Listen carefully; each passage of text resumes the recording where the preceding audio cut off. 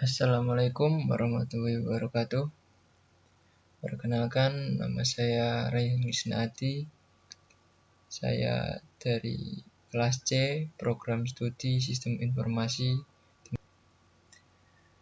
Tujuan saya membuat video kali ini adalah saya ingin menjelaskan tentang transaksi bisnis di dasar akuntansi. Oke, kita mulai saja. Sini ada persamaan akuntansi terdiri atas aset yaitu sumber yang dimiliki oleh perusahaan.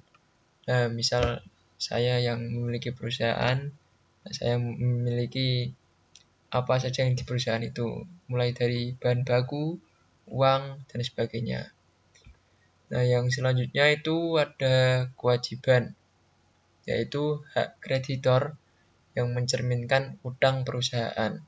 Nah, jadi ini adalah beban atau utang-utang yang akan ditanggung oleh pemilik perusahaan itu sendiri.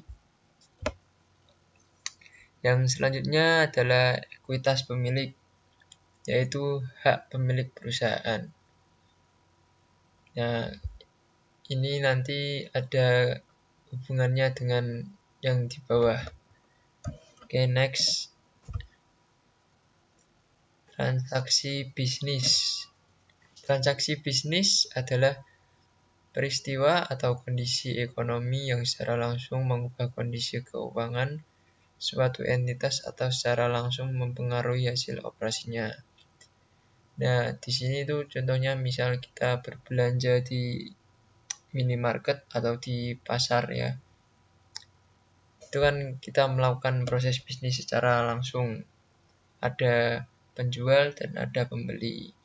Nah, pada saat inilah yang dinamakan transaksi bisnis. Ada penjual dan ada pembeli. Terjadilah transaksi bisnis. Jika tidak ada salah satunya, itu tidak akan terjadi. Selanjutnya, nah ini tanggal 1 November 2005, Chris Clark mendirikan perusahaan yang dinamakan Net Solution. Next. Chris Clark membuka rekening bank atas nama Net Solution dan menyetorkan dana sebesar $25.000 ke rekening tersebut. Nah, ini masuk ke aset ya, kas. Dan di sini modal Chris Clark 25.000 investasi oleh Chris Clark. Nah, ini ekuivalen ya, sama-sama 25.000. Jadi di kas 25.000, yang dituliskan di modal juga 25.000. Next. Net Solution membeli tanah senilai $20.000. Nah, di sini jadi bertambah kas sama tanah. Kasnya yang tadi 25.000 berkurang menjadi 20.000 karena digunakan untuk membeli tanah. Jadi ini sisa 5.000. Dan di sini bertambah menjadi tanah senilai 20.000. Nah, di sini modal Chris Clark masih tetap 25.000. Nah, ini kan tetap sama ya. Ini 25.000, yang di sini juga 25.000. Nah, ini lambangnya juga ekuivalen, sama dengan sama-sama 25.000. Oke, selanjutnya selama bulan itu Net Solution membeli perlengkapan secara kredit senilai 1.350. Membeli perlengkapan secara kredit. Nah, di sini bertambah juga. Sekarang tambah jadi kas, perlengkapan, tanah. Nah, kredit itu kan sama juga utang. Soalnya nggak tunai bayarnya. Nah, di sini kas tetap 5.000. Jadi ada tambahan perlengkapan secara kredit 1.350 dan tanah tetap 20.000. Nah, ini berubah menjadi kewajiban seperti yang dijelaskan di atas tadi. Kewajiban itu seperti beban atau utang. Nah, ini dia utang plus 1.350 dan modalnya masih tetap 25.000. Selanjutnya, Net Solution memberikan jasa kepada pelanggannya, membukukan pendapatan sebesar 7.500 dan menerimanya secara tunai. Nah, ini dia dapat jasa. Dia melakukan sesuatu sehingga mendapatkan pendapatan secara tunai. Nah, di bagian aset ini cash. Ya, cashnya tadi kan 5.000 ya. Sekarang tambah, soalnya dibayar secara tunai, plus 7.500. Sekarang totalnya 12.500. Ini perlengkapan tetap 1.350 dan tanahnya tetap 20.000. Di sini juga utangnya sesuai dari tadi ya, tetap 1.350. Nah, kalau modalnya ini bertambah, soalnya dia mendapatkan jasa tadi plus 7.500, jadi modalnya sekarang 32.500. Selanjutnya, Net Solution membayar beban-beban berikut: gaji sebesar $2.125, sewa sebesar $800, utilitas sebesar $450, dan rupa-rupa atau yang lain-lain sebesar $275. Nah, ini kan gasnya berkurang. Kenapa berkurang? Soalnya ini pengeluaran. Nah, kalau pengeluaran itu kan min kan mesti bisa dikurangi gitu loh. Nah, ini totalnya itu 3.650. Tadi kan ini saldonya 12.500, gara-gara ngeluarin ini semua jadi 8.850. Nah, di sini perlengkapannya masih tetap sama 1.350, tanahnya juga 20.000.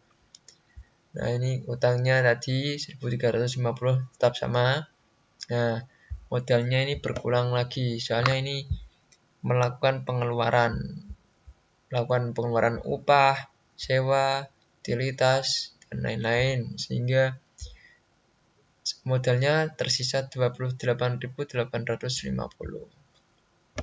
Ini mestinya tetap sama, ini masih tetap sama kalau di jumlah yang kiri dan yang kanan. Selanjutnya, nah ini dampak transaksi terhadap ekuitas pemilik. Suatu aset ya, ini kan misal aset ya, aset itu berkurang karena penarikan atau ada beban ya. Misal tadi ngeluarin apa itu, uang buat bayar utang, buat bayar listrik dan sebagainya. Nah, aset itu akan bertambah karena ada investasi pemilik. Misal kita ngejual barang, kita dapetin jasa, nah itu akan bertambah aset kita. Nah, antara selisih pendapatan sama beban itu adalah laba bersih. Perusahaan yang sehat itu pendapatannya lebih besar daripada pengeluaran. Nah, itu kan namanya untung ya atau laba bersih. Nah, kalau pengeluarannya lebih besar daripada pendapatan itu namanya rugi. Nggak untung tapi malah buntung. Nah, gitu. Selanjutnya, laporan akuntansi yang disebut laporan keuangan menyediakan rangkuman informasi pada pemilik. Misal itu ya kayak manajer gitu minta data-datanya kayak ini. Aku mau laporan keuangan pada bulan ini, untung apa enggak, apa ada yang perlu ditindaklanjuti apa enggak gitu. Nah, biasanya itu tugasnya accounting, orang akuntansi biasanya. Selanjutnya, laporan keuangan ini ada 4 jenis laporan keuangan. Yang pertama, laporan laba rugi, rangkuman dari pendapatan dan beban selama periode waktu tertentu. Biasanya itu ada per bulan, per minggu, maupun per tahun. Yang kedua, laporan ekuitas pemilik, yaitu rangkuman dari perubahan ekuitas pemilik selama periode waktu tertentu. Biasanya kalau ini di akhir tahun aja. Yang ketiga, neraca, yaitu daftar dari aset, kewajiban, dan ekuitas pemilik pada tanggal tertentu. Nah, biasanya ini neraca itu sering disebut-sebut ya kalau di akuntansi.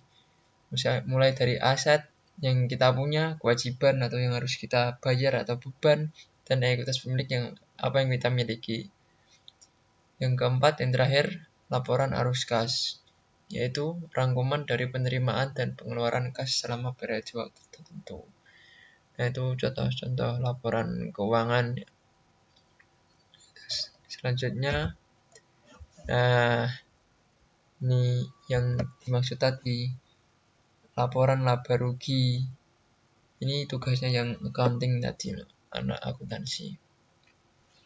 Di sini dijelaskan semua untuk bulan yang berakhir pada 30 November 2020. Pendapatan jasanya sekian. Ini ada pengeluaran atau beban, nanti kewajiban itu ya. Beban upah, beban sewa, beban perlengkapan, beban utilitas, dan lain-lain. Semua ini di total jadinya ini di sini. Nah, ini itu namanya laba bersih. Jadi selisih dari pendapatan ini dikurangi ini. Nah, ini namanya untungnya segini gitu atau laba bersih. Kalau misalkan pengeluarannya kalau pengeluarannya lebih besar daripada mode ini pendapatan, nah itu namanya rugi. Selanjutnya, ketika neraca menampilkan kewajiban dan ekuitas pemilik di bawah aset, maka bentuk laporan yang digunakan. Nah, cukup sekian ya apa yang bisa saya jelaskan pada kali ini. Bila ada kekurangannya saya mohon maaf. Dan ini ada sedikit pepatah. Jika Anda adalah seorang yang sangat mencintai kedua orang tua Anda, maka jadikanlah perjuangan Anda dalam menuntut ilmu sebagai alat membahagiakan orang yang Anda sayangi. Terima kasih, kurang lebihnya mohon maaf. Wassalamualaikum warahmatullahi wabarakatuh.